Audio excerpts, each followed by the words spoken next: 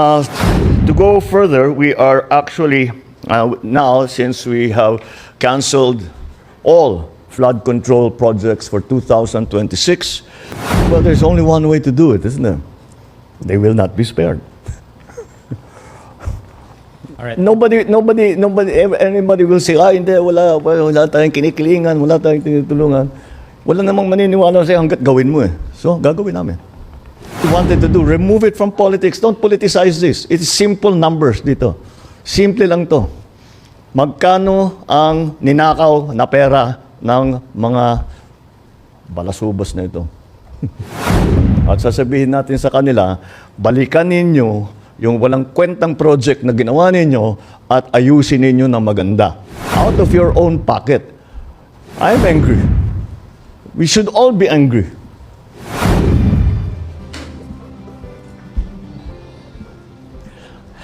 Good morning, everyone.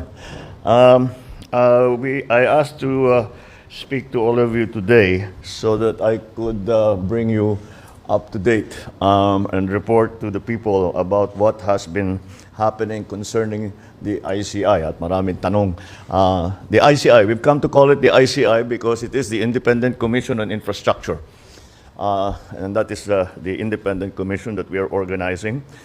And as of yesterday, this is the way the commission is going to be organized. Justice Andy Reyes will be the chairperson of the ICI. He was a presiding judge of the Court of Appeals before. He has been a jurist for a very, very long time with a very good record of honesty and fairness, and a good record of being able to find justice for those who have been victimized. And together with him are, of course, Babe Singson, who I think is familiar to everyone, as the former DPWH secretary. But beyond that, he has always been working in terms of the infrastructure. And as a former DPWH secretary, he has a good idea of, shall we say, where the bodies are buried.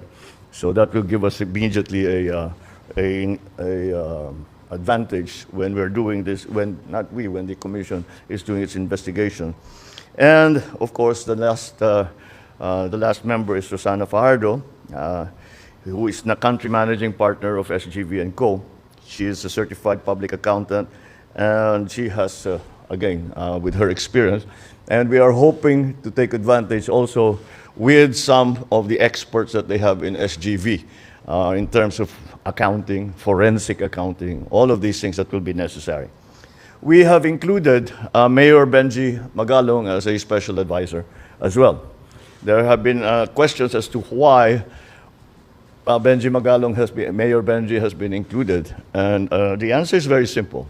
When I went to Baguio, tinignan ko yung mga malabo na flood control project, ay sinalubong niya kaagad ako ng isang report. Investigador naman talaga si Mayor Benji. Kung maalala ninyo, he was the one who wrote, as CIDG head, he was the one who wrote the seminal report on the Mama Sapano incident. And that was immediately that gave me, that's when I came to know of him and saw that he has integrity. And then again, when I went to Baguio, meron na siyang, being a good investigator, he had a very, very detailed, very good report already.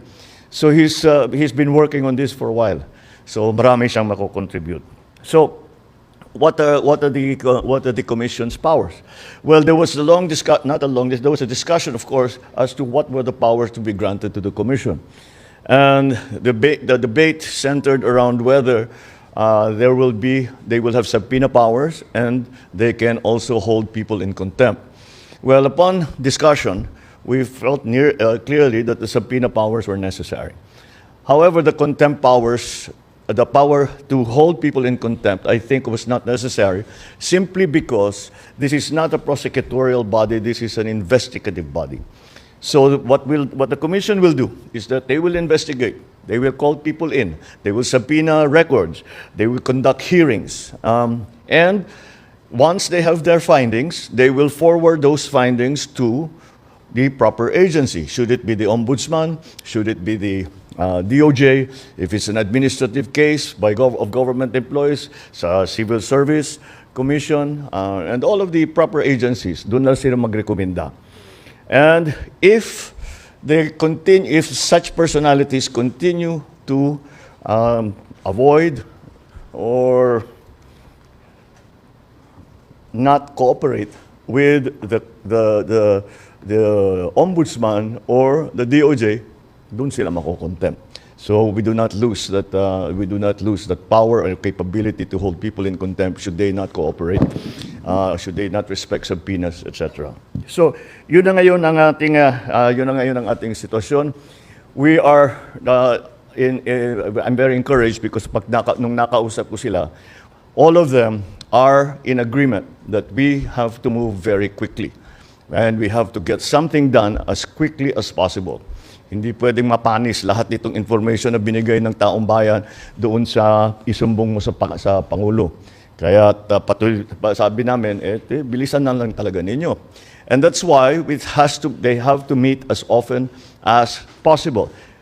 That is for them to decide. They have already decided to meet today to make the organizational decisions that need to be made, i.e., how the Secretariat is going to be organized, what sort of people they need to bring that, where their offices will be, kahit yung mga forms na gagawin para doon sa commission, they have to set that. And when asked how often you plan on meeting, ang sagot sa akin, araw-araw. They will meet every day, and either privately or they will hold I don't know if they plan to hold hearings in public. It's all up to them. What I want to stress here is that the independent nature of this commission. Hindi kami makikialam sa trabaho nila. We will of course be in discussion with them. We will ask them, ano nangyari, what have you found, what are we doing next, etc. But we're not about to direct them as to how they are going to conduct their investigations. And we are going to leave it up to them. As a matter of fact, in our discussions with them, they also said, may we make suggestions, may we make proposals so as to the procedure for bidding, for all these contracts, para hindi na maulit ito. And we, of course, I said, we're perfectly open to that. What we really want is to fix the system. I was very encouraged because in my meetings with Justice Andy yesterday, sabi niya, we have to make it nothing less than a turning point in the conduct of governance in the Philippines. We have to make a change, and it is a fundamental change in the way that we do business. There also have been questions as to why the scope of the investigation is over 10 years, or the last 10 years rather. The answer is twofold. The practical answer is this: COA is only required to keep records for 10 years. So those are the records that we know we have, na nakakasiguro tayo na matulungan yun. Pangalawa doon, kaya we'll do it for as long as possible, dahil marami na tayong napag-usapan at isa sa napakahalaga para sa akin, malaman paano tayo napunta sa ganito. Ba't nagkaganito yung gobyerno natin? Paano nangyari ganito yung naging bidding? Paano nangyari na ganito ang naging pagbigay ng kontrata? How did this evolve? Dahil sa experience ko sa local governments, experience ko sa legislature, hindi naman ganito. Ngayon, we have to find out how this happened and what are the changes that we need to make so that we make this into an inflection point in terms of how government does its business, and to make sure that the funds that belong to the people are well spent and properly spent to the advantage of all of us, to the advantage of the economy, to the advantage of those who are in danger areas. So that is why the 10-year period. Those are the two reasons, basically, why the 10-year period was specified. Uh, to go further, we are actually now, since we have canceled all flood control projects for 2026, those savings, we already put a menu. Kaya para nga, unang-una, kahit na for the budget na sinusulat ngayon, kailangan na maliwanag na mapupunta sa tamang lugar.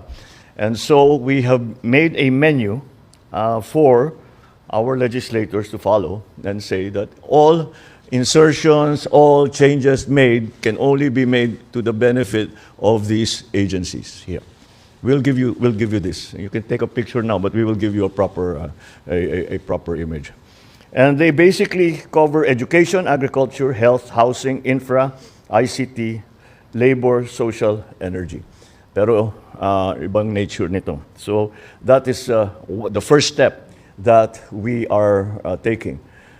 The other step that I was a little surprised to find out was that kapag tinanggal na yung rule na dati na kapag may project ang national government sa isang LGU, pagtapos na yung project, kailangan i-accept nung mayor, kailangan i-accept nung governor. Kati barangay captain, kailangan tatanggapin niya, titignan nila. And this is an important safeguard. Dahil, pagka nasa LGU ka, hindi mo naman pinakikitaan yung project. Kaya, ang maliwanag, titignan to talaga na tama, na yung kalsada, 8 inches talaga yung konkreto. Pagka may asphalt overlay, makapal talaga yung asphalt overlay. Yung flood control, lahat yan. And so, I have instructed the DPWH, and for that matter, all of the departments to return that. Tinanggal in the last administration yan yung acceptance. Alala ko nung governor ako, walang natatapos na, walang pwedeng sabihin completed kung hindi accepted ng local government. Babalik natin yun. Tinanggal nila in the last administration. We are putting it back because that is one of the best safeguards that we have. So that is essentially the situation as it stands. We are trying to move as quickly as possible. In the meantime, of course, our attention continues to be directed to the work of government.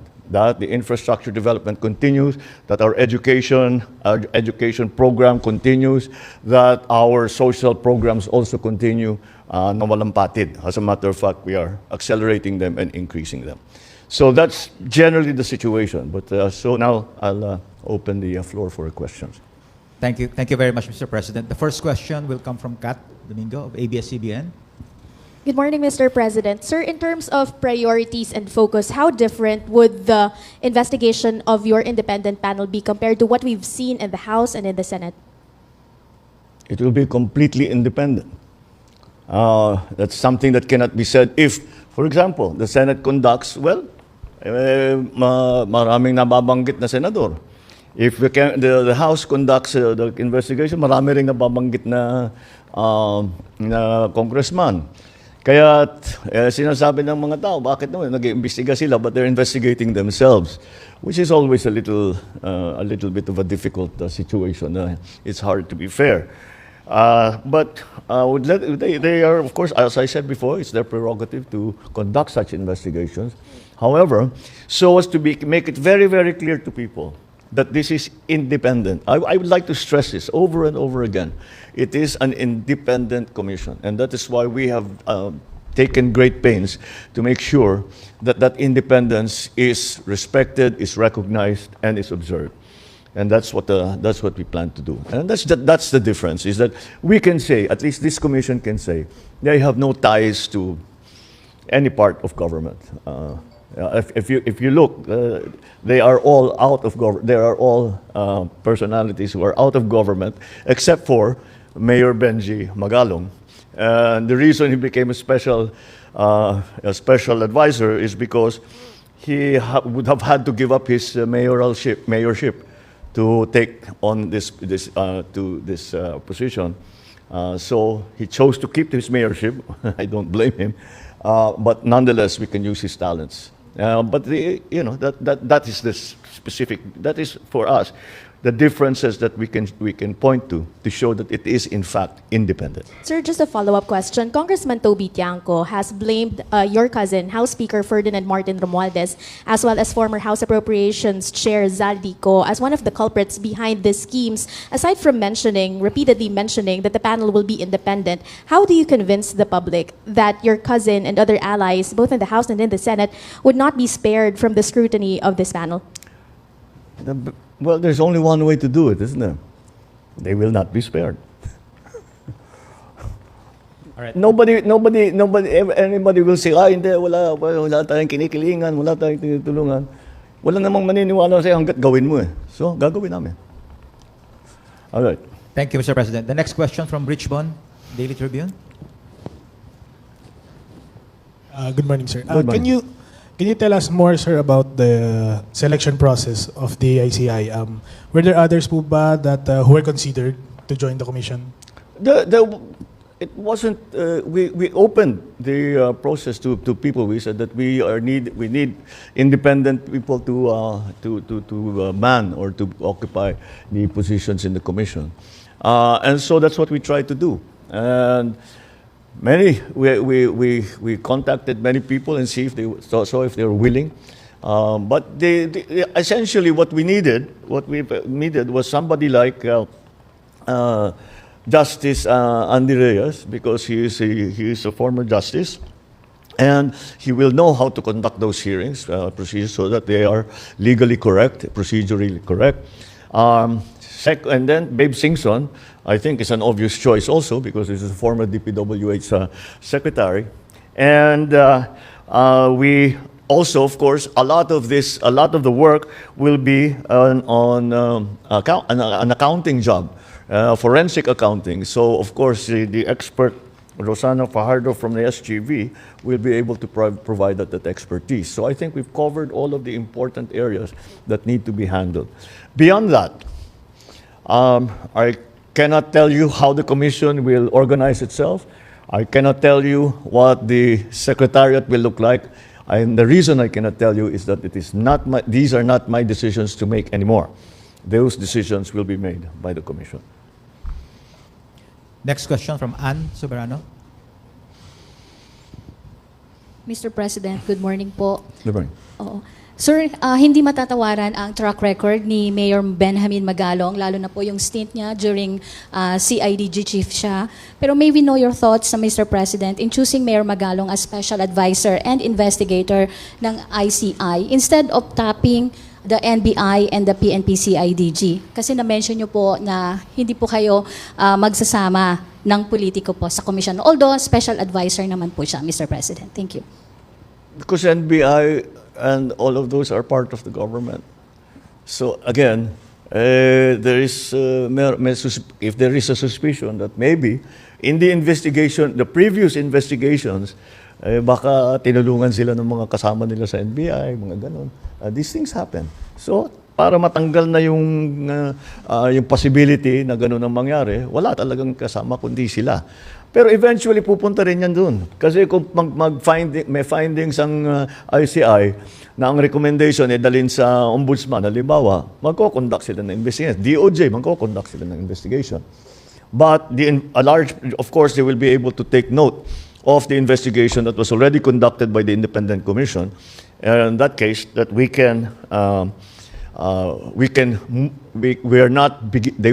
their preliminary investigations will not start from square one, but will continue to build on what has already been found by the ICI. Thank you, Mr. President. Thank you. Thank you, Mr. President. We have two more questions, Mr. President. Sure. From Leth Narcisa, DZRH. Good morning, Mr. President. Ibon Foundation said that billions of fund control funds concentrated in the ruling parties. May we get your comments, sir? Are you aware of it? That is the case in every single how do you say legislative body. Siyempre, the majority party is the majority party, so silang pinakamarami. But again, if there's nothing particularly about that because talagang pupunta, they are the most numerous in the House. For example, Lakas is the most numerous in the House. So they will have the most locally funded projects. The problem here is not the amount. The problem here is the uses of those funds. Kahit naman sa kanila napunta lahat, kung magandang patakbo, di walang problema. Kung yung flood control, napakaganda. Kung yung lahat ng mga project, napakaganda. Yung dredging, perfect. Eh di ano problema? Walang problema. But that is not the problem. That's not where the problem lies. The problem lies in the actual implementation of the projects. And that's what we are investigating. Wala namang ginagawang politika na naman. Thank you, Mr. President. That's what we wanted to do. Remove it from politics. Don't politicize this. It's simple numbers dito. Simple lang to. Magkano ang ninakaw na pera ng mga balasubas na ito? That's what we need to know. That's what we need to fix. And now that you bring it up, one of the things that we are looking at, dahil iniisip ko, kakasuhan natin sila. Then, okay, the cases will go on. May mananagot, meron dyan makukulong, meron dyan ma-fire, whatever. Para sa akin, kailangan buuhin nila yung project. Dahil, kung titignan ninyo, may warranty lahat yung project na yan. Kahit sinabi nilang completed, pag na-discover na hindi tama ang pagkagawa, they still have to respect, they still have to honor the warranty that they have given us to complete the project properly. So we can still go back to them at sasabihin natin sa kanila, balikan ninyo yung walang kwentang project na ginawa ninyo at ayusin ninyo ng maganda. Out of your own pocket. Number one. Now, I don't know what will happen after the ICI will make their findings known to whatever agency, kung they will be fined. Nasa sa kanila na yun. That's, again, it's beyond the executive's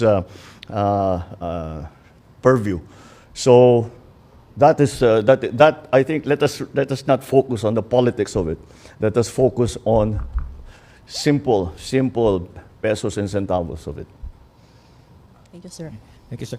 The last question will come from Ivan Mayrina, GMA7. Mr. President, while the ICI is just about to begin its work, protest actions have already been mounted and more are being organized. The ones on the 21st are expected to be big. Is this a cause of concern for you that it might potentially snowball into something similar to what happened in Nepal or Indonesia? Well, that is only if we don't do anything about it. Look, what we have found, you have to remember, I brought this up. And it is my interest that we find the solution to what has become a very egregious problem. And since this has all been exposed, well, it's actually known to many people, but it has now been exposed to the general public. Do you blame them for going out into the streets? If I wasn't president, I might be out in the streets with them. So, of course, they are enraged. Of course, they are angry. I'm angry. We should all be angry because what's happening is not right. So, yes, express it. You come, you make your feelings known to these people and make them answerable for the wrongdoings that they have done.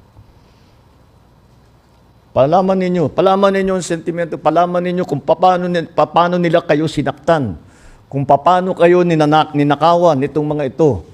Palaman ninyo sa kanila, sigawan ninyo, lahat, gawin ninyo, mag-demonstrate. Just keep it peaceful. Kasi pagka hindi na peaceful, mahirap na yan. The police will have to do its duty to maintain peace and order. But to show that you are enraged, to show that you are angry, to show that you are disappointed, to show that you want justice, to show that you want fairness, what's wrong with that? I want to show that there is justice. I want to show that there is fairness. I want to hold these people accountable just like they do. So I don't blame them. I don't blame them. Not one bit. All right. All right? Maraming salamat, Mr. President. Thank you.